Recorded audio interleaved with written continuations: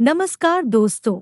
इस वीडियो में हम डिस्कस करेंगे कि फ्लोएस आई ड्रॉप का उपयोग किन कंडीशंस में किया जाता है, फ्लोएस आई ड्रॉप को आंखों में कैसे डालना चाहिए और फ्लोएस आई ड्रॉप की वजह से क्या साइड इफेक्ट्स हो सकते हैं, और यह भी डिस्कस करेंगे कि फ्लोएस आई ड्रॉप को आंखों में डालते समय क्या क्या सावधानियां रखनी चाहिए। फ्लोएस एक ब्रांड नेम है। फ्लोएस आई ड्रॉप के अंदर सॉल्ट कंपोजिशन फ्लोरोमेथोलोन होता है। फ्लोएस आई ड्रॉप एक स्टेरॉयड दवा है जो आंखों में सूजन, खुजली और आंखों में लालपन की समस्या को कम करती है। फ्लोएस आई ड्रॉप का उपयोग आंखों में एलर्जी होने पर, आंखों में खुजली की समस्या होने पर, आंखों का लाल होना और आंखों में सूजन की समस्या को कम करने के लिए फ्लोएस आई ड्रॉप का उपयोग किया जाता है। अब हम डिस्कस करेंगे कि फ्लोएस आई ड्रॉप की वजह से क्या साइड इफेक्ट्स हो सकते हैं। केवल कुछ दिनों के लिए फ्लोएस आई ड्रॉप को यूज करने पर ज्यादातर व्यक्तियों में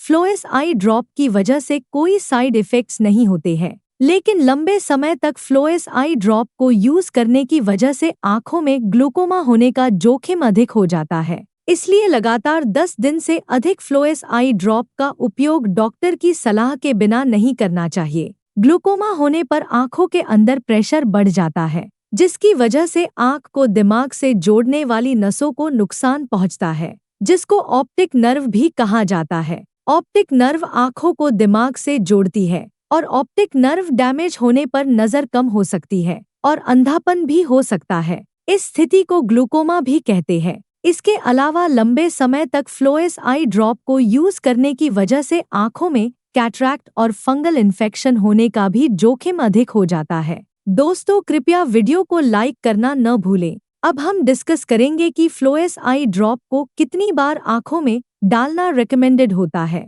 ज्यादातर व्यक्तियों को डॉक्टर फ्लोएस आई ड्रॉप को दिन में 2 से लेकर 3 बार आंखों में डालने की सलाह देते हैं, लेकिन फ्लोएस आई ड्रॉप की डोज उम्र व बीमारी की गंभीरता के आधार पर कुछ व्यक्तियों में इससे अलग भी हो सकती है। इसलिए आपको फ्लोएस आई ड्रॉप को आपके डॉक्टर द्वारा बताई गई डोज में ही डालना चाहिए। अब हम डिस्कस करेंगे कि फ्लोएस आई ड्रॉप को आंखों में डालते समय क्या क्या सावधानियां रखनी चाहिए। फ्लोएस आई ड्रॉप को आंखों में डालने के बाद फ्लोएस आई ड्रॉप के ढक्कन को तुरंत ही बंद कर देना चाहिए और फ्लोएस आई ड्रॉप की बोतल की चोंच को कभी भी उंगली या हाथ से नहीं छूना चाहिए, क्योंकि ऐसा करने की वजह से फ्लोएस आई ड्रॉप खराब हो सकती है और आंखों में इन्फेक्शन हो सकता है। आंखों में ग्लूकोमा होने पर और आंखों में वायरल या बैक्टीरियल इन्फेक्शन होने पर फ्लोएस आई ड्रॉप को बहुत ही सावधानी से दिया जाता है। इसलिए इन कंडीशंस में डॉक्टर की सलाह के बिना फ्लोएस आई ड्रॉप का उपयोग नहीं करना चाहिए। फ्लोएस आई ड्रॉप को आंखों में डालने के बाद